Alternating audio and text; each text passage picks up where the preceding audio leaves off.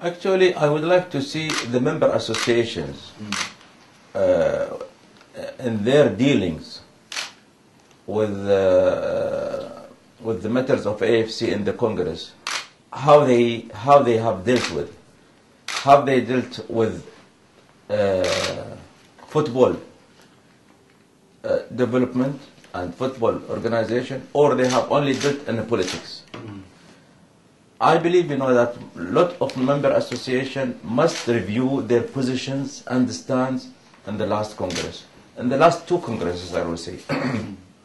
The Congress of 2009 and the Congress of 2011. I think the member association must sit together and review the positions, review their strategies. Frankly speaking, I think we in Asia needs to address the football issues more than what we have done in this last maybe 2 years. I'll give you example. For example, until recently, in 2010, we were having two members in the FIFA representing AFC coming from East Asia. This time there was another opportunity, or another election. East Asia decided to have 3 seats of FIFA to represent AFC. I am, as a president, I brought the members who are and the candidates together, and I told them, let us be fair to each other, Don't try to take everything. So I wanted them to. I want the four candidates who were fighting for the FIFA seats, not for the FIFA vice presidency, to sit together, and maybe they can reconcile. Some of them stand this time. Some of them stand next time. But I have seen insistency. The East Asia were insisting to contest for the 3 seats. What was the result? Now that East Asia is not represented at all in FIFA. I don't think this is good for the football. But also, I wasn't thinking that the 3 seats, 3 representatives for FIFA comes from East Asia was good. So now, I hope that people will realize that they did a damage in AFC structure. And I hope that we will be having the courage to correct these damages. I'm telling you frankly, I'm not happy at all to see that East Asia have no representative in FIFA. I'm not happy at all. Because when we spoke in November, you said it was important for Japan and East Asia to have a voice in FIFA. But it's not Japan. East Asia, the 4 zones of Asia, if each zone have 1 representative, that's going to be the fair distribution. But if wars come to wars, okay, let us maintain the same position like last time. 2 from East, it was acceptable. But not that 3 from the East or none from the East. This is actually the thing which I see it not correct. So clearly you must have been surprised that Dr. Chung, who served Asia through FIFA for 16 years, wasn't re-elected. Were you surprised by that? I'm not surprised. This comes as a result of democracy. Right. Okay, and I know that Dr. Chung, I know that myself, who supported Dr. Chung, were always thinking there is a possibility for winning and there is a possibility for losing also. It's only depending how people can grow. But my surprise is not Dr. Chung has lost. My surprise that all East Asia did not support him. This is actually my surprise. Our member associations again, and we see and we have to talk that AFC is for everybody. It is not individual interest. It is not a country's interest. Once you are in this position, you are serving Asia, and we need to enhance these principles on our members. But now I need just to reset with them and talk to them and see how can we think always development. of football. We don't think self-interest, or we don't think also politics of football more than development of football. This is actually very, very important. And it's actually a fact. It is about all of us, you know. It is not about individuals, you know. It is about the national associations. It is about the players. It is about the official coaches, referees. It is not about we as members in the AFC. This must be understood. It doesn't have any impact on 2022. No, I don't see. But it has impact among ourselves, you know, our own development. Non-Asian opinions. Yeah, I mean, and actually it is individuals first of all, Right. and none of the stakeholders have been consulted. Yeah, exactly. Yes. And okay, not Qatar has never been consulted. Yeah. Asia never been consulted. Leagues, even leagues in Europe or clubs in Europe or member association in Europe, never been consulted.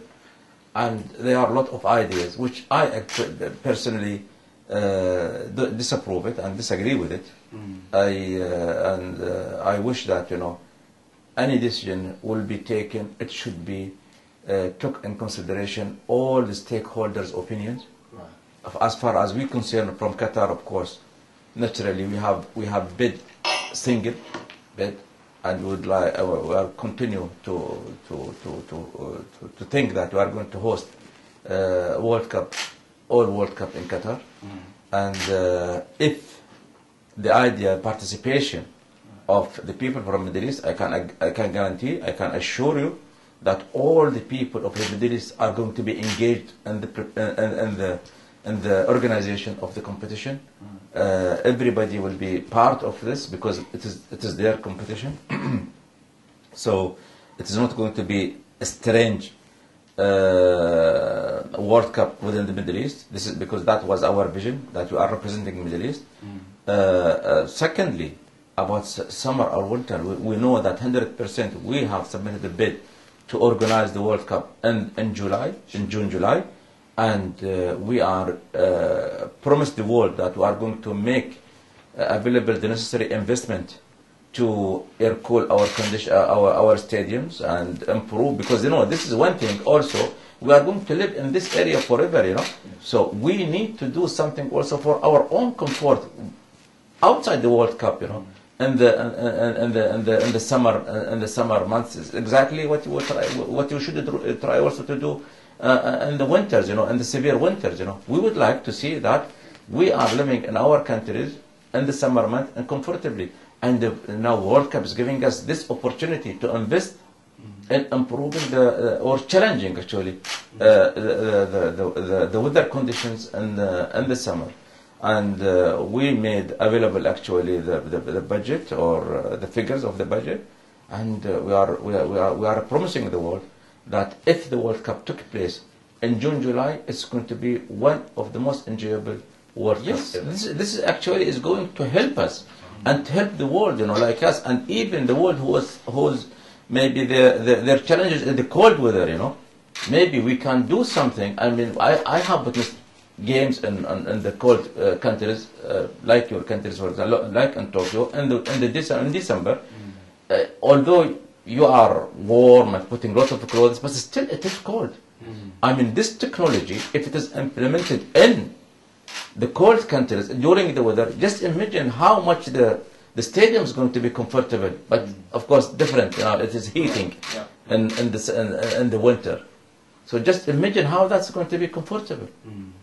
So why should we prevent our stadium, whether it's in the winter or in the summer, to have benefit of such technology, which this is going to be introduced for the first time because of Qatar. So it's more than about the World Cup. It is beyond the game itself, isn't it?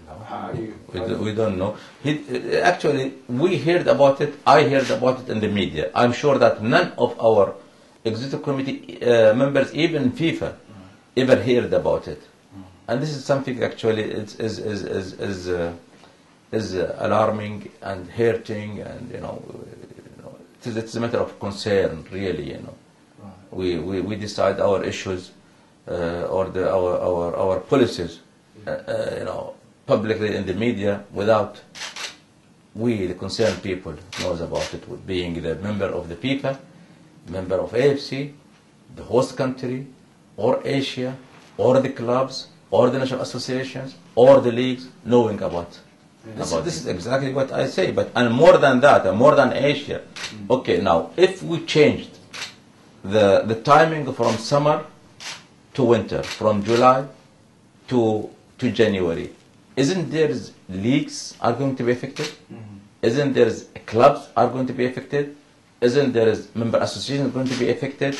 So isn't that proper to consult them, to have a dialogue with them, whether they are going to accept the idea or not, whether they are going to encourage the idea or not? Isn't that the proper way? Besides, of course, when you talk about Asia, to consult Asia or consult the host association or host country or something like this. It's not necessary to be aggressive. Actually, I think we wanted to deliver our voice or to make our voice clear. As me, as president of AFC or as a member of FIFA, and I made it very clear. I made it that it is not the right platform to discuss this within the organizations concerned. And I just repeating myself: host association, AFC, member associations, leagues, clubs who are going to be affected. That is the right platform to be discussed, and not right in the media within the FIFA Executive Committee, of course, but not in the public at coming with opinions the way it is. Well, I think this things. Well, I think as I told you, there are more than one person are actually capable and ready and willing to be in charge for that task. And I believe when times come, we should support that. The thought does interest me. Yes, the thought does interest me. The ambition is legitimate one, and right. People has to think if they have something to add to the organization. Why not? Do you think that could come this June, possibly? Well, I don't know really. I don't know. This is again, it must be like an Asian project, Sure, exactly. Before anything, I mean, what does Asia think, I did say this in the beginning. Do we agree that we come forward as to lead the football because we are capable, okay, or we still think shy and hesitate and agree that to act as a second citizen, second what you call the second class, citizens or of the world or something like that. So you would consult the AFC member nations before making this decision? Any decision like that must be a nation. Must be a nation. Do you think that could happen before June or May or? No idea. No idea. No idea. No comments. Actually, I should say. Again, no comments in this particular question. But I will tell you one thing. Now I'm 62 years old. I almost worked in the football administration for 40 years. I started very early when I was 20, 21, and one thing I learned about sport, competition is very healthy for the organizations. Really, no matter what is the result of the competition, even election is competition. It's a sort of competition, of course, and we wish that the competition always is a clean one. The competition makes the organization more alive, more vibrant, more productive, and I think we shouldn't hesitate of the competition. And I wish really that we find the way in the sport organization that competition is a must in the election. It is not actually trying to avoid election or trying to push the opponents not to contest. I hope that the world will find a way that for each positions, every time there is election, that will makes the competition, that makes the organization sports organization, and really representing the sport spirit.